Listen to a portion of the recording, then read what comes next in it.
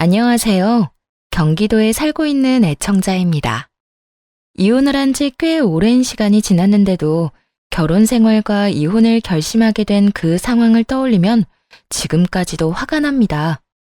도대체 어떤 인간과 어떻게 이혼까지 하게 되었는지 저의 분노의 이혼 이야기 한번 들어보실래요? 저와 남편은 소개팅으로 처음 만나 연애를 하고 결혼한 남들과 다를 바가 없는 평범한 부부였어요. 남편은 자신의 가족들뿐만 아니라 제 주변 사람들에게도 다정하고 잘해줬죠. 무엇보다 자신의 가족에게 잘하는 남편의 모습이 참 보기 좋더라고요. 만약 그와 결혼을 하게 된다면 저 역시 가족이 될 텐데, 그렇다면 저도 저렇게 잘 챙기겠지 하는 생각이 들기도 했고요. 그렇게 2년의 연애 끝에 남편과 결혼을 하게 되었고, 생각했던 대로 남편은 저를 많이 사랑해 주었고 배려도 잘해 주더라고요. 어느 정도였냐면 시댁 식구들과의 식사 자리에 혼자 다녀오곤 했고, 시댁에 일이 있을 때도 혼자 갔다가 왔어요. 행여나 제가 불편해할까 싶어서요. 시누이를 만날 때에도 마찬가지였어요. 시누이와 간단히 식사를 함께 할 때도 아무 말도 하지 않고 혼자 만나러 가더군요. 여보, 주말인데 말도 없이 어딜 갔다 오는 거야? 전화해도 받지도 않고 도대체 언제 나간 거야? 아까 당신 씻을 때 나갔지. 전화는 오는지도 몰랐어. 다른 게 아니라 우리 식구들이랑 점심 먹고 왔어. 어? 그러면 같이 가자 그러지. 아버님, 어머님이 별 말씀 안 하셔? 아가씨는? 아가씨도 왔어? 다 같이 먹었지. 우리 아빠 엄마도 별말 안 했어. 오히려 당신 불편할 수도 있으니까 혼자 나오라고 했어요. 우리는 별일 없어도 다 같이 모여서 자주 밥 먹으니까 그러려니 하지만 당신은 시댁 식구들이랑 만나는 게 불편할 수도 있다고 말이야. 아, 그래? 나 안 불편한데. 다음부턴 나한테 말이라도 해줘. 알겠지? 알겠어. 처음엔 그런 남편의 배려가 참 좋았어요. 고맙기도 했고요. 사실 그렇잖아요. 아무리 사이가 좋다고 해도 시댁 식구들은 어려울 수밖에 없는데, 남편이 다 다녀오고 시댁도 별말하지 않으니 고마운 마음이 생길 수밖에 없었죠. 꼭 참석해야 할 자리가 아니었기에 남편이 앞서 배려해주는 거라 생각했으니까요. 덕분에 몸뿐 아니라 마음까지도 편했고요. 그런데 참 웃기죠? 시간이 지나니 생각이 점점 변하더라고요. 전 그들의 가족이 아니라 그저 남편과 같이 사는 사람일 뿐이라는 느낌을 받았어요. 사이가 워낙 좋은 시댁 식구들은 꽤 자주 모였거든요. 많게는 일주일에 한 번, 적게는 2주일에 한 번. 밖에서 잠시 만나 점심을 사 먹는 것 정도는 저를 위한 배려라고 생각했는데, 집안의 크고 작은 경조사를 저만 쏙 빼놓고 치르는 걸 보며 이건 아니다 싶더군요. 심지어 남편은 그때마다 말을 얼버무리며 행선지조차 제대로 밝히지 않았고요. 여보, 오늘 결혼식장에 다녀왔어? 그걸 어떻게 알았어? 어떻게 알긴, 아가씨가 카톡에 사진을 올려놨으니까 알았지. 아버님, 어머님, 아가씨, 당신, 웨딩드레스 입은 당신 사촌동생이 같이 찍었던데? 아니, 나한테 왜 말 안 했어? 그런 일이 있으면 당연히 말을 했어야지. 아침에 내가 어디 가냐고 물었을 땐 회사에 일이 있어서 나가는 거라고 했잖아. 그게 말하려고 했는데 당신 피곤해 보이길래 그냥 나만 간 거야. 아무래도 어려운 시댁 식구들이 다 모이는 자리인데 괜히 피곤한 당신 데리고 가기가 미안해서 말 꺼내기가 좀 그렇더라고. 내가? 내가 피곤해 보였다고? 나 요즘 잠도 잘 자고 밥도 잘 먹어서 보기 좋다고 말한 사람이 바로 당신이야. 그런데 내가 피곤해 보였다고? 아, 내가 그랬었지? 미안해. 그런데 정말 당신이 그런 자리에 가서 괜히 스트레스 받을까 봐 그랬어. 그러니까 너무 기분 상하지 마. 응? 작은 어머님께도 잘 말씀드렸으니까 걱정하지 말고. 집안 어른들께서도 불편하면 이런 자리에 굳이 참석 안 해도 된다고 하셨어. 아무리 그래도 이건 좀 아닌 것 같아. 앞으로 이런 집안 행사가 있으면 나한테 먼저 말을 해줬으면 좋겠어. 갈지 안 갈지는 내가 판단할 거야. 그리고 행여 불편하더라도 나도 당신 가족인데 그런 자리에 당연히 참석해야지. 알겠어. 미안해. 누군가는 팔자 좋은 배부른 소리라고 시댁 행사에 참석하지 않으면 좋을 거라 생각하는 분이 계실지 모르겠어요. 그런데 중요한 행사에까지 저를 완전히 배제하는 일이 계속되다 보니 이건 아니라는 생각이 들며 불만이 쌓이더라고요. 그리고 참석을 할지 안 할지는 저의 선택인 거잖아요. 그래서 결국 남편에게 집안 행사에 대해 꼭 미리 말해달라고 했고, 남편은 진심으로 미안해하며 앞으로는 이런 일이 없도록 하겠다고 약속을 하더군요. 하지만 그 약속은 지켜지지 않았고, 얼마 지나지 않아 또 같은 일이 일어났습니다. 그날은 평일이었어요. 저는 집에서 온라인으로 사업을 하고 있었고, 남편은 회사 생활을 하고 있었는데, 남편이 출근 준비를 하지 않고 소파에 앉아 휴대전화만 들여다보고 있더라고요. 여보, 출근 준비 안 해? 얼른 준비하고 아침 먹고 가야 할 거 아니야. 오늘 연차 냈어. 아침은 내가 알아서 먹을 테니까 신경 쓰지 말고 일해. 어? 연차? 왜? 무슨 일 있어? 어디 아파? 아니, 아무 일 없고 몸도 괜찮아. 그냥 하루 쉬기로 했어. 그러니까 난 신경 쓰지 말고 당신은 얼른 작은 방으로 출근이나 하세요. 그러고는 남편은 더는 말을 하기 싫다는 듯 저의 등을 떠밀었어요. 남편의 행동이 이상하긴 했지만 그저 피곤한가 보다 했죠. 어쩔 수 없이 집의 주 작업 공간인 작은 방으로 들어가 일하기 시작했어요. 그런데 일을 처리하다 보니 현관문이 닫히는 소리가 들리더라고요. 거실로 나가보니 남편이 온다 간다 말도 없이 사라진 거 있죠? 그래서 남편에게 전화를 걸었는데 받지도 않더라고요. 그 뒤로도 몇 번 더 전화를 걸어봤지만 계속해서 받지 않았고요. 휴대전화가 없었으니 가져간 것이 분명한데 전화를 받지 않아 걱정이 되다가도 왜 말도 없이 사라진 건지 몰라 화도 나더군요. 평소 전화 하나만큼은 잘 받던 남편이었기에 기분이 온종일 널뛰기를 했죠. 그러던 중에 날은 어두워졌고 저녁 7시가 다 되어서야 남편이 집으로 오더군요. 하루 종일 연락조차 되지 않던 사람이 웬 정장 차림으로 말이에요. 여보, 왜 전화를 안 받아? 걱정했잖아. 도대체 어딜 다녀온 거야? 오늘 할아버지 산소 다녀왔어. 매년 이맘때쯤 다녀오는데 엄마가 오늘 가는 게 어떻겠냐고 며칠 전에 그러더라고. 그래서 오늘 하루 쉬고 다녀왔지. 남편은 왜 연락을 안 받았는지에 대한 변명은 전혀 하지도 않고 무미건조하게 할아버지 산소에 다녀왔다며 소파에 앉더군요.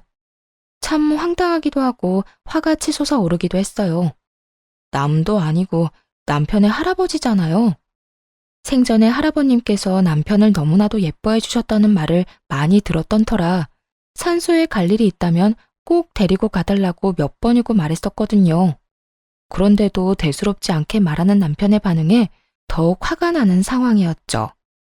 거기에다 불과 며칠 전 이런 집안일이 있다면 먼저 말하겠다고 약속까지 했잖아요. 그랬던 사람이 아무런 약속도 한 적 없다는 듯 태연하게 구니 당연히 화가 나고도 남는 상황이었죠. 여보, 그런 일 있으면 나한테 말해주기로 했잖아. 더군다나 할아버님은 꼭 찾아뵙고 싶다고 몇 번이나 말했었는데 나한테 말이라도 하지 그랬어. 그랬지. 생각을 못했네. 미안해. 난 당신이 일하니까 괜히 방해하기 싫어서 그냥 우리 식구들끼리 다녀왔지. 매년 우리 식구들끼리만 가니까 당연히 올해도 그런 거고. 당신은 생각조차 못했지 뭐야. 진짜 미안해. 남편은 저를 빼고 시댁 식구만 묶어 우리 식구들이라고 하더군요. 마치 전 식구가 아니라는 듯 말이에요. 남편의 말에 깊은 섭섭함을 느꼈고 이 감정을 곧바로 표현하기로 했어요. 우리 식구들? 그러면 난 식구가 아니야? 나도 당신 식구 된 지가 언젠데 왜 그런 식으로 말해. 그리고 내 일은 당신도 알다시피 노트북이나 휴대전화로도 응대할 수 있는 거잖아. 당신이 나 배려해서 이러는 거 충분히 알겠는데 며칠 전에도 이런 일이 있으면 나한테 먼저 말해달라고 했잖아. 당신 계속 이런 식이면 나 정말 섭섭해. 미안. 난 정말 우리 여보 생각해서 그런 거였어. 섭섭할 거라고는 전혀 생각하지 못했어. 내가 앞으로 더 신경 쓸게. 어? 제발 화 풀어. 섭섭한 마음을 드러내며 따지고더니 남편이 바로 달래주며 미안하다더군요. 여전히 남편의 행동이 이해되지는 않았지만 먼 길을 다녀온 사람에게 더는 긴 말하고 싶지 않아서 뭘 먹고 싶냐고 물었어요. 당연히 저녁을 먹지 않았을 거라 생각했기 때문이었죠. 하지만 남편은 부른 배를 손바닥으로 통통 두드리며 이렇게 말하더군요. 나 밥 먹고 왔어. 산소 갈 때마다 우리가 매년 가는 고깃집이 있는데 가격은 비싸도 진짜 맛있거든. 우리 식구들이 다 좋아하는 집이라 오늘도 다 같이 엄청 먹고 왔더니 배불러. 당신 아직 밥 안 먹었어? 난 당연히 혼자서 챙겨 먹었을 거라 생각했는데. 이럴 줄 알았으면 뭐라도 좀 사올 걸 그랬네. 난 괜찮으니까 얼른 당신 밥 먹어. 그 순간, 이래서 날 빼놓고 갔구나 하는 생각이 들더라고요. 이게 무슨 말이냐고요? 남편의 엄마, 그러니까 시모가 특별히 시집살이는 시키지 않았지만 유독 먹는 것이나 좋은 것 등을 주는 걸 참 아까워했거든요. 어쩌다 시댁에 가면 시모는 손님 대접하듯 식탁 한가득 밥상을 차려주긴 했는데 꼭 좋은 음식은 사람 수보다 적게 준비하곤 하더군요. 사람은 4명인데 음식은 3접시만 준비한다든지 하는 식으로요. 스테이크를 먹을 때면 저한테는 꼭 고깃덩이가 아닌 찌꺼기만 줬고요.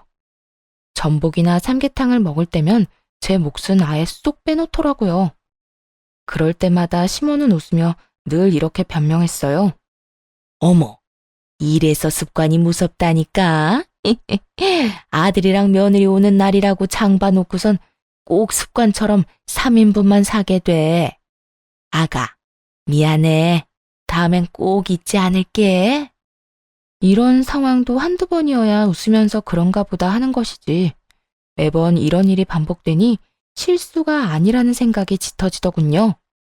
이것뿐만이 아니었어요. 비싸고 좋은 곳에서 외식을 할 때면 시댁 식구들 불편할 거라며 부르지 않더니 저렴하고 가성비 좋은 식당에 갈 때면 자주 봐야 진정한 식구가 된다며 부르더군요.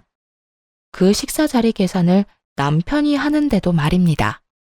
여러 정황으로 볼 때 이날 역시 시모가 저를 못 오게 한 것이라는 확신이 들어서 슬쩍 남편을 떠보기로 했어요.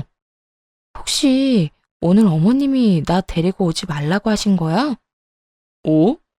그게 무슨 말이야. 그런 건 왜 물어? 아니, 혹시나 해서 말이야. 사실 우리 시어머니 같은 분이 또 계실까 싶어. 시집살이를 시키기를 해, 연락 자주 하라고 잔소리를 하시기를 해. 그래서 오늘도 며느리 귀찮을까봐 오지 말라고 해주셨나 해서 말이야. 그렇지? 사실 엄마가 당신한테 굳이 말하지 말라고 하시더라고.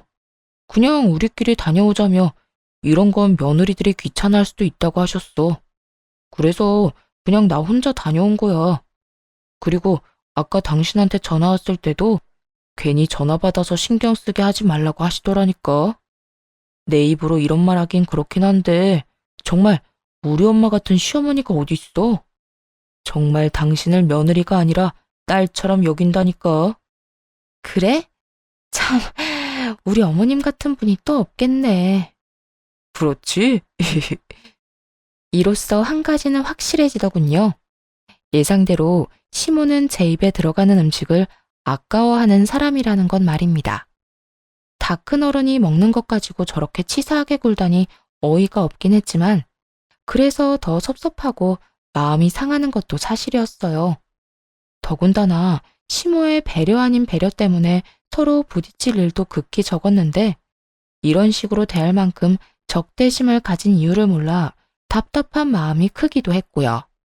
다만 시모의 의중을 확실하게 알게 된 그날 이후 저도 변하기로 했습니다. 더는 시댁 식구들의 일에 깊이 관여하지 않기로 마음먹었고 시모와 마찬가지로 좋은 음식이 있으면 알리지 않고 남편이랑만 먹기로 했어요.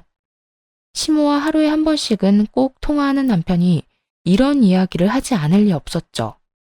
어느 날부턴가 시모에게서 연락이 오더라고요. 섭섭한 마음을 숨기지 않은 채 말이에요.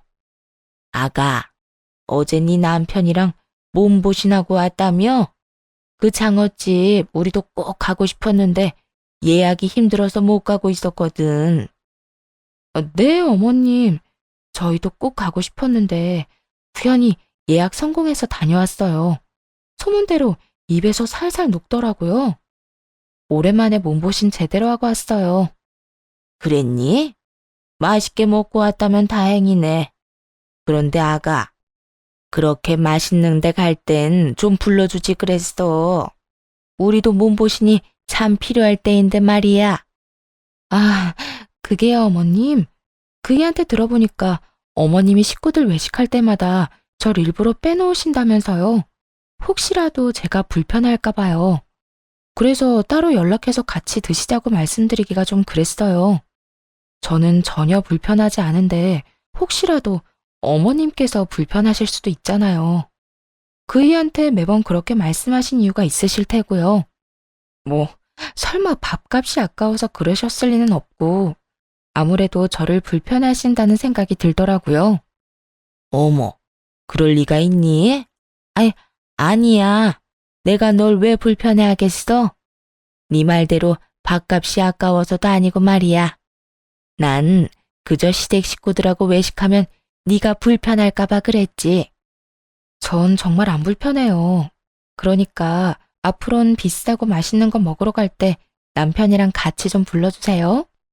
그러면 저도 어머님도 안 불편해 하시는 걸로 알고 연락도 자주 드리고 자주 함께하는 식사 자리 마련할 테니까요.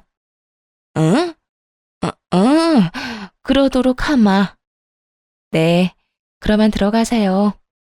통화 내내 웃으며 대응하자 시모는 그 어떤 말도 하지 않더라고요. 아니, 할 수가 없는 상황이었겠죠. 제가 화를 낸 것도 아니었고 그렇다고 시모와 싸운 것도 아니었으니까요. 어떤 말도 못한 채 그저 속만 부글부글 끓일 시모의 모습이 눈에 훤히 보였어요. 그날 이후 남편은 시모에게 무슨 말을 들었는지 시댁에 항상 절 데리고 가더군요. 하지만 시댁 방문을 함께 할 뿐 저를 대하는 시모 행동은 변하지 않았습니다. 당연히 음식으로 사람을 차별하는 짓은 여전했죠. 멍하니 차별을 당하는 것도 하루 이틀이지. 매번 그런 식으로 사람을 웃으며 차별하니 저 역시 노하우가 생기더군요. 어느 날은 복날이라며 시모가 저희를 집으로 불렀어요. 그날 역시 삼계탕을 끓였다면서 닭은 3마리만 넣어 먹음직스럽게 담아두곤 또 깜빡했다며 웃어 보이더라고요. 어머, 정말 이래서 나이 들면 가만히 있어야 한다는 말이 있는 모양이다. 어쩌지? 내가 또 닭을 3마리만 샀지 뭐야. 그릇에 담으면서 알았어. 아가, 미안하구나. 내가 잘 나눠서 네 목도 만들어 줄 테니 얼른 앉아서 먹어. 그러더니 시모는 인심 쓴다는 듯 제 그릇에 고기들을 덜기 시작했어요. 당연히 3마리의 닭 목뼈와 뻑뻑하기 짝이 없는 가슴살들만요. 그런 시모를 제지하며 정 괜찮으니 마음껏 드시라고 했죠. 그러곤 저는 좋아하진 않지만 시모가 환장하는 게장을 1인분 시켜버렸어요. 심지어 배달비까지 더 얹어서요. 어머, 그거 내가 좋아하는 집 간장게장이네. 그런데 그만큼만 시킨 거니? 네, 다들 삼계탕 드시면 되니까 딱 저 먹을 것만 시켰어요. 넌 원래 게장 안 좋아한다고 하지 않았니? 그랬는데 식구끼리 담는다는 말이 딱 맞나 봐요. 언제부턴가 어머님이 제일 좋아하시는 이 간장게장이 그렇게 맛있더라고요. 그렇지 않아도 간장게장이 너무 먹고 싶었는데 어머님께서 삼계탕을 딱 3인분만 준비하신 덕에 이렇게 시켜 먹네요. 시모는 내심 한 입 먹어보란 말을 기다리는 듯 했지만 냉큼 등딱지를 뜯어 내장을 밥에 다 비비곤 끼어들 틈도 없이 먹기 시작해버렸죠. 이런 상황에 남편과 시부는 뭘 했냐고요? 두 사람은 제가 잘 먹으니 그저 보기 좋다며 허허 웃더군요. 네, 시부와 남편은 그저 좋은 게 좋다는 마인드의 소유자였어요. 누가 봐도 신경전을 벌이는 이 상황을 보고도 그냥 그런가 보다. 정말 간장게장을 먹고 싶었나 보다 하고 생각하는 사람들이었죠. 좋은 말로 하면 묻어나고 나쁜 말로 하면 눈치라곤 눈꼽만큼도 없달까요? 그렇다 보니 이런 상황에서 기분이 상하는 사람은 시모뿐이었고 의미 없는 기싸움이 지속될수록 시모는 자신이 파놓은 함정에 빠지는 꼴이 되었죠. 상황이 그렇게 흘러가자 더는 시모가 치사하게 행동하는 이유가 궁금하지 않았어요. 그저 이 유치찬란한 짓거리에 지고 싶지 않은 마음만이 가득했죠. 그냥 무시해버리면 그만이지만 그런다고 해도 상황이 해결되지는 않잖아요. 저만 쫄쫄 굶고 기분 상하는 상황으로 이어질 것이 분명하니 더는 가만히 참고 넘기고 싶지 않았습니다. 물론 처음엔 남편에게 넌지시 말을 해보기도 했었어요. 하지만 눈치라곤 전혀 없는 멍청한 남편은 시모의 말을 굳건하게 믿고 있더라고요. 여보, 어머님이 혹시 나에 대해서 별말 안 해? 내가 뭘 어머님께 잘못했다거나 마음에 들지 않는 것이 있다거나 하는 거 말이야. 어? 갑자기 그런 건 왜 물어? 아니, 당신 집 갈 때마다 깜빡했다고 하시면서 내 음식은 준비 안 하시잖아. 외식할 때도 날 빼놓으시고 말이야. 혹시 내가 뭘 잘못했나 걱정이 돼서 물어보는 거야. 그런 거 아니야. 당신한테 불만 있거나 당신이 뭘 잘못한 게 아니라 엄마는 정말 며느리인 당신이 불편할까 봐 그런 거라고 했다니까. 음식도 정말로 깜빡한 거래. 항상 습관이 무섭다면서 당신한테 정말로 미안해 하더라니까. 그러니까 그런 걱정하지 마. 우리 엄마가 당신 생각을 얼마나 하는데. 이렇게 확신을 하는 남편을 보며 더 설명하기를 포기했어요. 살 길은 혼자 알아서 찾아야 하겠더군요. 그렇게 시모와 신경전을 벌이던 어느 날 시모의 생신이 다가왔어요. 생신이고 나발이고 시모에게 무엇 하나 해주고 싶지 않은 마음이 굴뚝 같았지만 막상 생신날이 다가오니 또 가만히 있을 순 없더라고요. 그래서 시모 생신을 기념해 남편과 제주도 여행을 계획하게 되었어요. 평소 좋아하시던 곳에서 식사 대접이나 하면 되지 않을까 생각했지만 매년 생신 때면 여행을 다니곤 했다는 남편의 말에 그렇게 하기로 한 것이었어요. 여행 경비는 당연히 남편과 함께 부담했고 괜히 돈 쓰고 욕먹고 싶지 않아 최고급 숙소에 여행 코스까지 신경 써서 짜두었죠. 어느새 출발날이 되어 공항으로 향했어요. 볼 일이 있다고 해서 시부와 시모는 먼저 공항으로 가 있는 상태였죠. 시모와 좀 껄끄럽긴 했지만 오랜만에 여행이라 들뜬 마음으로 공항으로 들어섰는데 저를 발견한 시모가 득달같이 달려와 다짜고짜 화를 내기 시작하더군요. 넌 왜 온 거니? 우리 식구들끼리 가는 여행에 네가 왜 눈치도 없이 끼냔 말이야? 눈까지 뒤집으며 갑자기 화를 내는 시모의 모습도 시모의 입에서 흘러나오는 그 모든 말들도 정말 너무 어이가 없더라고요. 저도 엄연히 남편의 아내로서 한 가족이 된 건데 가족 여행에 왜 눈치도 없이 끼었냐뇨. 저도 식구잖아요. 남편이 가는 가족 여행에 저도 같이 가는 게 당연한 거 아니에요? 그리고 이 여행 제가 다 예약하고 돈도 냈다고요. 그런데 왜 함께 못 가는 건데요? 시모의 말에 지지 않고 말하자 시모가 코웃음을 치며 이렇게 말하더군요. 당연하긴 뭐가 당연해. 넌 그냥 여기 남아있거라. 괜히 따라와서 내 기분 상하게 하지 말고. 얼마를 썼는지는 모르겠지만 내 생일 선물 줬다고 생각하려무나. 지금 돈이 문제가 아니잖아요. 어머님은 이게 말이 된다고 생각하세요? 말이 안 될 건 또 뭐니? 이번 여행의 주인공은 나고 주인공인 내가 너랑 가기 싫다는데. 그럼 넌 그냥 빠지면 되는 거야. 너 하나만 빠지면 우리 가족 여행이 더 즐거울 텐데 그게 뭐 그렇게 말이 안 되는 소리라고 따지고 드는 게야? 넌 그냥 내가 돌아가라고 하면 가면 되는 거라고. 시모는 말을 끝내자마자 더는 할 말이 없다는 듯 등을 돌려버렸어요. 너무 황당해 어떤 말도 나오지 않았죠. 그저 이 상황을 남편이 해결해 줄 거란 믿음을 가지고 그쪽을 바라보았어요. 하지만 남편은 이런 믿음을 비웃기라도 하듯 저보다 더 당황스럽다는 표정을 지어 보이며 다 기어들어가는 목소리로 말했어요. 여보, 어쩔 수 없겠다. 지금은 그냥 집에 가. 뭐? 나 그냥 집에 가라고? 무슨 이런 경우가 있어? 미안해. 그런데 이번 여행은 엄마 생신 기념 여행이잖아. 그러면 엄마가 주인공인데 이렇게 싫다고 하시는 걸 어쩔 수 없잖아.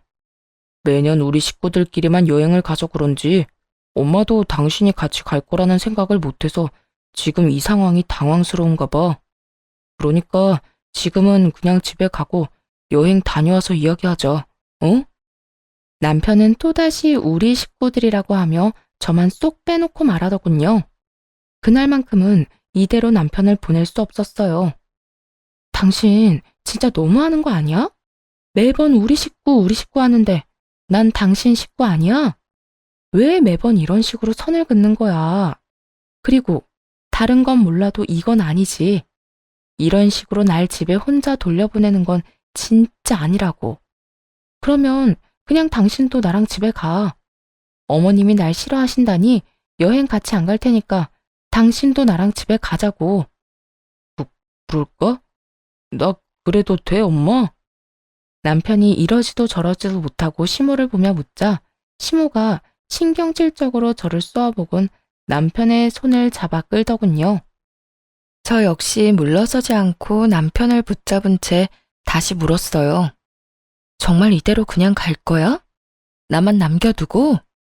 결국 남편은 곤란하다는 듯 제 손을 뿌리치더니 어쩔 수 없다는 말만 남기곤 시모의 손을 잡고선 멀어졌어요. 정말 비참하고 황당하더군요. 며느리를 남이라고 생각하며 좋은 일에서는 철저하게 배제하는 시모나 이런 상황에서 마누라를 버리고 엄마의 뜻에 따라 졸졸 따라가는 남편이나 또 남일 구경하듯 쳐다만 보고 있는 시부와 시누이까지도 최악이었죠. 아무것도 이해할 수가 없었어요.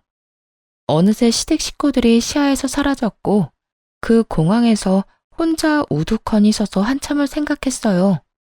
결국 더는 이 남자와 살 필요가 없겠다는 결론이 내려졌죠. 그날 비로소 깨달았거든요. 그 전까진 남편을 그저 눈치 없고 시모의 말을 너무 믿는 사람이라고만 생각했는데 사실은 제 편이 되어주기는커녕 저를 고민도 없이 버릴 남자라는 것을요. 머릿속이 정리가 되니 더는 지체할 필요가 없겠더라고요. 그 길로 집으로 돌아가 짐을 다 싸 친정으로 거취로 옮겼고 차근차근 이혼을 준비했어요. 그리고 시댁 식구들이 돌아오는 날 공항으로 마중을 나갔죠. 저를 보자마자 해맑게 웃으며 달려오는 남편과는 달리 시모의 얼굴은 보기 좋게 일그러지기 시작하더군요. 여보, 힘들게 뭐하러 여기까지 온 거야? 아, 나 보고 싶어서 여기까지 마중 나온 거야? 난 내심 당신 기분 많이 상한 건 아닌지 걱정 많이 했었는데 이렇게 마중 나온 당신 얼굴 보니까 안심된다. 고마워. 고맙긴. 나도 할 말 있어서 여기까지 나온 거야. 그러니까 너무 고마워하지 않아도 돼. 응? 할 말? 집에 가서 이야기하면 되지. 얼마나 급하길래 여기까지 왔어? 이야기해봐. 무슨 말인데? 우리 이혼하자. 나 당신이랑 이제 그만 살려고. 뭐? 이혼? 그게 갑자기 무슨 말이야? 뭘 그렇게 놀라. 마누라 버리고 엄마 손잡고 비행기까지 탔을 때 이 정도는 각오하고 그렇게 행동한 거라 생각했는데? 뭘 또 그렇게까지 말을 해. 내가 말했잖아. 다녀와서 이야기하자고. 엄마가 우리 식구들끼리만 간다고 생각했던 상황이어서 당황했던 거라니까. 그리고 다른 여행도 아니고 생신기념 여행이어서 엄마 뜻에 따랐을 뿐이야. 당신도 알다시피 어쩔 수 없는 상황이었잖아. 어쩔 수 없는 상황? 그건 당신 생각이지. 그리고 당신도 지금 말했잖아. 우리 식구들. 당신한테 식구는 당신 아빠, 엄마, 여동생뿐인 것 같네. 그런데도 우리가 부부로 계속 살아야 하는 이유가 뭔데? 난 그저 당신이랑 함께 사는 여자일 뿐이잖아. 이때까진 당신이 날 그런 식으로 버린 적이 없었으니 그러려니 했지만 그날 공항에서 어머님 손잡고 들어가는 당신 보면서 이런 생각이 들더라. 더는 당신이랑 같이 살 필요가 없겠다고. 어머님이 하는 행동들을 참고 살아야 할 이유도 모르겠고 말이야. 도대체 그게 무슨 말이야? 일단 자세한 이야기는 집에 가서 하자. 하여튼 이혼은 절대 안 돼. 이혼은 무슨 이혼이야? 갑작스러운 이혼 통보에 남편은 그게 무슨 말이냐며 도무지 영문을 알 수 없다는 표정으로 저를 바라보더군요. 한편 시모는 특유의 비웃음을 지으며 남편을 대신해 말을 하기 시작했어요. 이혼? 그래, 차라리 잘 됐어. 이혼의 아들. 엄마, 그게 무슨 말이야? 무슨 말이긴, 말 그대로 이혼하라는 말이지. 나 사실 처음부터 제 마음에 안 들었어. 아들이 좋다니까 아무 말 안 했지만 하나부터 열까지 다 싫었다고. 오죽 싫었으면 제 입에 들어가는 밥알 한 톨까지 아까웠을까? 엄마, 무슨 말을 그렇게 해? 남편이 이건 아니다 싶었는지 시모의 말을 끊으려 노력했지만 시모는 아랑곳하지 않고 남편을 뿌리치고는 말을 이어나가더군요. 그동안 원인을 알 수 없어 그렇게나 궁금해하던 시모가 왜 그렇게까지 절 싫어하는지에 대한 이유가 밝혀지는 순간이었어요. 내가 오죽했으면 이러겠어? 제가 들어오면서 완벽했던 내 가정이 다 산산조각 났잖아. 그리고 제가 너랑 어울린다고 생각하니? 내 며느리로 급이 맞느냔 말이야. 우리 아들은 대한민국 사람이라면 다 아는 그런 회사에 다니는데 쟤는 맨날 방구석에서 사업한다고 자판이나 두들겨 대고. 내가 뭘 보고 마음에 들어 하겠어? 쟤만 보면 원통에서 잠도 안 온다고. 들어보니 시모는 제 직업뿐만 아니라 시댁에 비해 가진 것이 없는 저의 친정까지 불만족스러웠다고 하더군요. 그렇다고 해서 친정이 찢어지게 가난한 건 아니었어요. 자가도 있었고 부모님 노후 준비도 다 되어 있으신 상태였거든요. 시모는 하나부터 열까지 마음에 안 드는 절 받아들인 것은 오로지 남편 때문이었고 결혼을 하고 나니 제 꼴이 더 보기 싫어졌다는 말까지 서슴없이 해댔어요. 거기에다 이런 말도 하더군요. 사업? 웃기지도 않아서. 사업은 아무나 하는 줄 아는가 보지? 사업한다고 방구석에 처박혀서 내 아들 돈으로 편하게 사는 건 누가 모를 줄 알아? 어디 내 아들 등골이나 빼먹는 거머리가 건방지게 뭐? 이혼? 누가 이혼하자고 하면 무서워할 줄 알아? 아들, 당장 이혼해라. 그렇게 시모가 저를 차별하고 미워했던 이유들이 밝혀지고 나니 거친 말들을 서슴없이 하는 시모에게 화도 나지 않더라고요. 아, 그랬어요. 진작 말씀하시지 그러셨어요. 그랬으면 이런 결혼은 하지도 않았을 텐데. 어찌되었든 이혼은 하기로 했고 그렇게 완벽했던 가정으로 잘난 아들 돌려보내 드릴 테니 당장 데리고 가세요. 저도 미련 없어요. 누군 미련이 있는 줄 아니?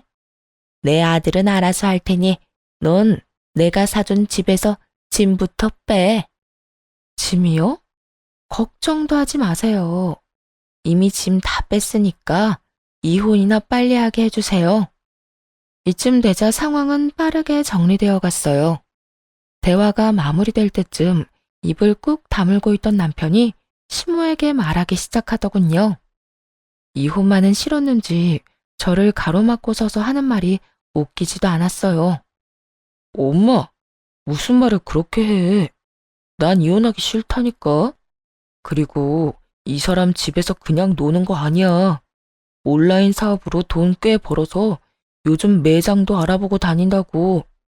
이때껏 번 수익금으로 매장 연다고 말이야. 일정하진 않지만 고정 수익도 꽤 되고 장사 잘 되는 달엔 내 월급보다도 잘 벌어. 도대체 엄마는 이 사람을 어떻게 생각하고 있었던 거야? 뭐? 그만큼이나 잘 번단 말이야? 아니, 집구석에서 뭘 하길래 돈을 그만큼이나 벌어? 아들이 뭘 잘못 알고 있는 거 아니야? 요즘 세상이 어떤 세상인데? 꼭 회사에 다니지 않아도 자기 능력만 되면 얼마든지 집에서도 돈을 벌 수 있다고. 남편이 열을 올리며 설명하자 시모가 조금 당황한 듯 하더라고요. 급하게 저의 눈치를 살피며 말까지 더듬기 시작했으니까요. 하지만 그것도 잠시 역시나 지기 싫었는지 끝까지 이혼하라고 고함을 지르더군요. 수익이고 뭐고 난 그래도 쟤 싫으니까 이혼해. 쟤도 너 싫다고 이혼하자는데 네가 뭐가 모자라서 이러는 거야? 아들, 선택해. 너 엄마야 쟤야. 네가 선택하라고. 시모의 입에서 결국 결정하라는 말이 흘러나왔습니다. 멍청하게도 그 순간 기대라는 걸 하고 있는 저 자신을 발견했어요.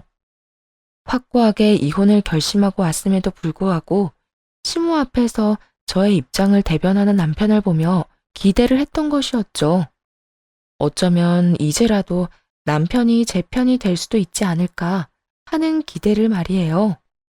그렇게 몇 시간 갔던 몇 초가 지나고 결국 남편이 결정을 내렸어요. 아니나 다를까 공항을 떠날 때와 마찬가지로 어쩔 수 없다는 눈빛을 보내더군요. 마지막 기대와 희망이 사라지니 허탈하기도 하고 조금이라도 기대했던 저 자신이 한심스러워 그저 웃음이 났어요. 그렇게 한바탕 웃고 난 후 마지막 말을 남기곤 이번엔 제가 먼저 돌아와 버렸어요. 끝까지 당신이나 당신 엄마나 참 대단하다. 그래, 이혼하자. 얼른 준비해서 하루라도 빨리 이혼할 수 있게 해. 집으로 돌아오는 차 안에서 얼마나 울었는지 몰라요. 이제는 남편과 헤어져야 해서가 아니라 겨우 이딴 취급을 받은 제가 너무 불쌍해서 말이에요. 비록 스스로 결정하고 한 결혼이지만 이런 상황이 되니 그저 한없이 초라하기만 하더라고요. 그러면서 다신 이런 꼴을 당하지 말자며 마음을 단단히 먹었어요. 그렇게 집으로 돌아와 마음을 안정시키고 있는데 남편에게서 전화가 오더라고요.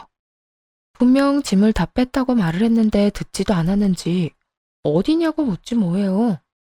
여보, 집에 다 같이 왔는데 당신 어디야? 왜 집에 없어? 아까 내가 한 말 어디로 들은 거야? 내 짐 다 뺐다고 당신 엄마한테 말했잖아. 난 그냥 홧김에 한 말인 줄 알았지. 진짜 짐 다 싸서 나간 거였어? 정말 짐 다 싸서 나왔으니까 이혼이나 빨리 해. 이혼이라니. 내가 다 잘 설명했어. 우리 엄마가 당신에 대해서 큰 오해를 하고 있었던 것 같아. 지금은 오해 다 풀었고 엄마도 후회 많이 하고 있어. 그러니까 당신도 마음 좀 풀고 처음부터 다시 시작한다 생각하고 잘 지내보자, 응? 앞으로 더 잘할게. 정말 웃기지도 않더라고요. 불과 몇 시간 전에 시모가 했던 말이 귓가에 맴도는데 말이에요. 제 입에 들어가는 밥알 한 톨도 아까울 뿐만 아니라 저만 생각하면 원통해서 잠도 안 온다던 사람 아니었나요? 그런데 돈을 좀 잘 번다는 말을 듣고 나선 후회를 한다고 하니 속이 뻔히 보였죠. 호떡 뒤집는 것보다 쉽게 마음을 뒤집었다는 소식도 기가 막히는데 더더욱 기가 막힌 시모의 말이 수화기 너머에서 들려오기 시작했어요. 넌 걔가 그렇게 능력이 좋으면 이 엄마한테 진작 말했어야지. 물어볼 때마다 네가 집에서 사업한다고만 하니까 그냥 놀고 먹는 줄 알았잖아. 말을 아낄 때 아껴야지 쓸데없이 아껴서 상황을 이렇게 만들어? 이게 뭐야 이게? 그까짓 것한테 네가 이렇게 매달리는 건 둘째치고 이 엄마 꼴이 뭐가 되냐고. 하여튼 얼른 집에나 돌아오라고 해. 자기가 아무리 잘났다고 한들 네가 오라고 하면 금방 오지 않고 어쩌겠어? 남편을 향한 시모의 질책이 끊임없이 적나라하게 들려오더군요. 참 끝까지 속물적인 인간이다 싶었어요. 이제와 저렇게 고개 숙이는 척하면 받아줄 거라 생각하다뇨. 저기, 당신 엄마한테 좀 전해줄래? 아무리 당신이 잘났다고 한들 난 당신한테 돌아갈 생각이 전혀 없다고 말이야. 다 들려? 엄마, 조용히 좀 해. 다 들린다잖아. 여보, 당신이 이해 좀 해줘. 엄마도 자기 때문에 상황이 이렇게 되니까 민망해서 괜히 더 큰 소리 치는 거야. 남편은 이혼의 원인이 오롯이 시모뿐이라고 큰 착각을 하고 있는 듯 했어요. 물론 시모가 말도 안 되는 차별을 하고 스트레스를 준 것도 이혼 사유 중 하나였죠. 하지만 이혼을 결심하게 된 결정적인 이유는 남편 때문이었어요. 남편이 평생 시댁 식구만을 자기 가족으로 인정할 남자 같았거든요. 아내인 저를 가족으로 생각하는 게 아니라요. 그래서 크나큰 착각을 하고 있는 남편에게 확실하게 말해주기로 했죠. 우리가 이혼해야만 하는 이유가 뭔지 말이에요. 똑똑하다는 사람이 그렇게 상황 파악이 안 돼. 나 당신 엄마 때문에 이혼한 거 아니야. 물론 이때까지 그런 식으로 행동하고 나한테 막말하는 게 이해가 되진 않아. 때로는 기분이 참 나쁘기도 했고. 그런데 당신만 똑바로 한다면 그런 건 참고 살 수 있었어. 뭐? 내가 뭘 어쨌는데?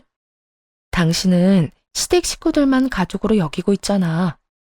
이번 여행 때도 홀로 남겨진 날 두고 뒤도 돌아보지 않고 당신 식구들 따라 나섰고, 이혼을 논하는 순간에도 내가 아닌 엄마를 선택한 사람은 바로 당신이었어. 그렇게 몇 번이나 날 버릴 때는 언제고, 이제 와서 뭐? 당신 엄마가 많이 후회하고 있으니까 다시 시작한다는 마음으로 잘 살아보자고.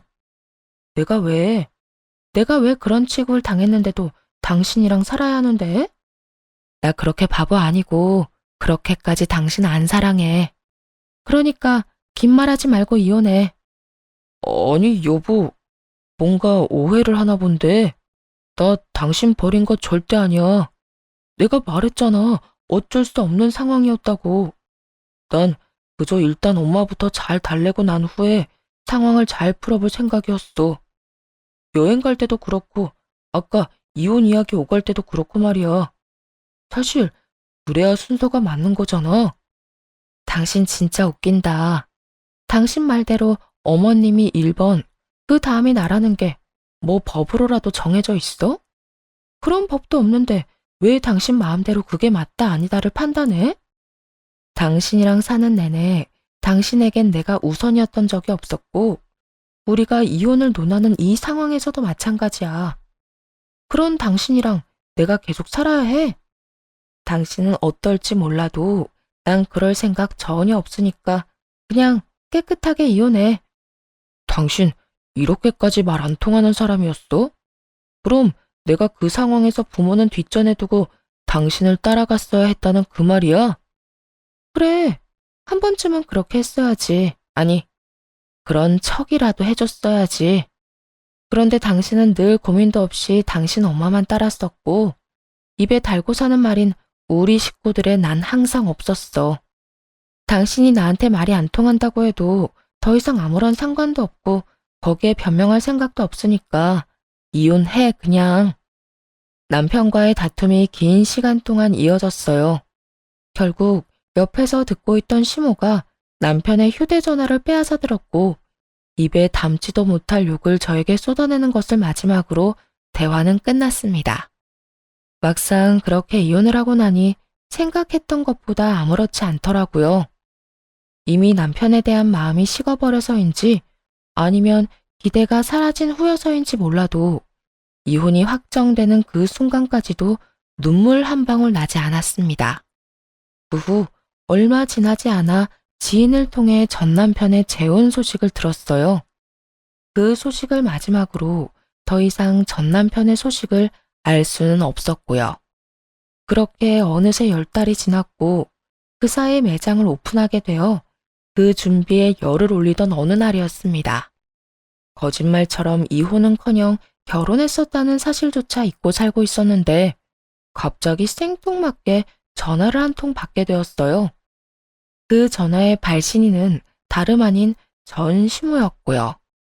전시모는 제가 전화를 받자마자 울기 시작했고 무슨 일인가 싶어 한참을 전화기를 들고 있었죠. 한동안 울던 전시모가 조금 진정이 된 듯 하소연을 하더군요. 지선아, 잘 지내니? 갑자기 연락해서 이런 꼴이나 보이고 미안하구나. 괜찮아요. 그런데 무슨 일로 전화까지 하셨어요? 그게 너무 속이 답답한데 말할 데가 없어서 너한테 연락했다. 너도 들었지? 승훈이 재혼한 거. 네, 들었어요. 이혼 서류에 찍은 도장 잉크가 마르기도 전에 재혼한다는 이야기 들리더라고요. 들어보니 집도 잘 살고 여자 직업도 좋다고 하던데. 소원대로 능력 좋은 며느리 얻으셔서 좋겠어요. 좋기는 무슨. 나도 그런 줄 알고 결혼시키려고 온갖 짓을 다 했는데 그 여우 같은 년이 글쎄 우리 아들을 뺏어갔어. 내 말이라면 뭐든 다 들어주고 우리 가족밖에 모르던 내 아들 승훈이가 그년한테 홀려서 나하고 영까지 끊어지 뭐니. 들어보니 아주 가관이더군요. 전 시모는 마음에 드는 며느리감을 구해 전 남편과 결혼을 시켰고 새로운 며느리에겐 오라가라 하며 시집살이를 시켰다고 하더군요. 마음에 안 들어서 식구로 여겨주지도 않았던 저를 대했을 때와는 다르게 말이죠. 그러면서도 여전히 아들은 자기 손바닥 위로 올려두었고요. 상황이 그렇게 되자 하루가 멀다고 며느리와 다투었고 새 며느리는 전 남편을 살살 구슬려 자신의 편으로 만들기 시작했대요. 상황이 묘하게 이전과 비슷하게 흘러가는 것을 느낀 전 남편은 2번 이혼하기는 싫었는지 이번엔 엄마를 버리고 자신의 가정을 선택했다더군요. 그래서 이런 상황이 돼버렸다고 하며 전 시모가 또 눈물을 짜내기 시작하더라고요. 어떻게 우리 승훈이가 나한테 이럴 수가 있니? 그렇게 자랑하던 잘난 아들 한 번 이혼시킨 것도 모자라 2번 이혼시키지 못해 서럽다며 우는 전 시모의 말을 듣고 있는데 참 끝까지 정신 못 차리는 인간이라는 생각이 들더라고요. 다른 사람도 아닌 전 며느리에게 연락해 이런 하소연을 할 정도니까요.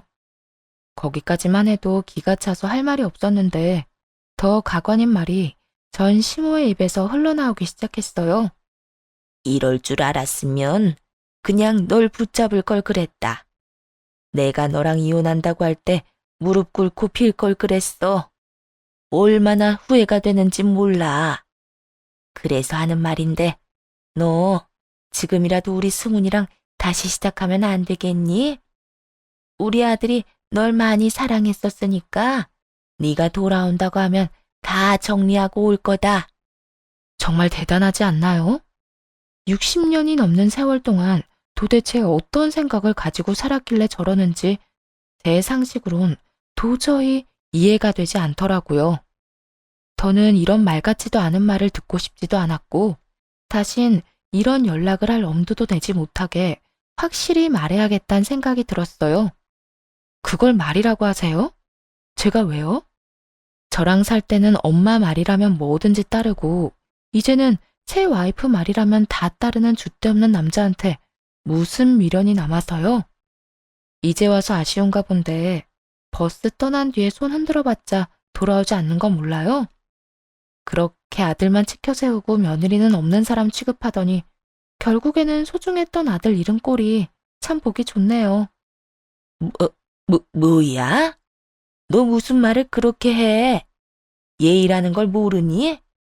어떻게 자식 뺏긴 어른한테 그딴 말을 할 수가 있어? 저는 남편을 뺏겼었는데 이 정도 말은 할 수 있는 거 아닐까요? 하여튼 전혀 아줌마 뜻대로 움직여줄 생각 없으니까 괜한 기대는 변기통에나 잘 버리세요. 다신 연락도 하지 마시고요. 그대로 단호히 전화를 끊어버렸고 그 후론 어떤 연락도 오지 않더라고요. 그러게 있을 때 잘하라는 말이 괜히 생긴 말이 아니란 생각을 했네요. 이후에 다시 이혼에 대해서 잊고 사업에 더 집중하며 지냈고 요즘은 사업을 키우는 일에 매진하고 있어요. 이혼 후에 일은 더 잘 풀리기 시작했는데 좋은 거래처를 만나게 되었고 좋은 기회도 생겼어요. 덕분에 뭔가 좋은 일이 생길 것 같은 요즘이네요. 추진하고 있는 일이 어느 정도 자리 잡고 나면 저를 위한 시간을 좀 가져보려고요. 사연 들어보니 여행을 많이들 떠나시는데 저도 떠나볼까 생각하고 있어요. 이혼 때문에 인생의 실패자가 되면 어쩌나 하는 마음에 걱정을 많이 했는데 막상 하고 나니 그까짓 이혼 별거 아니더라고요. 요즘 저는 제 삶에 만족하며 너무나도 잘 지내고 있으니까요. 이로써 사연이 끝이 났네요. 긴 시간 동안 함께 해주셔서 감사합니다.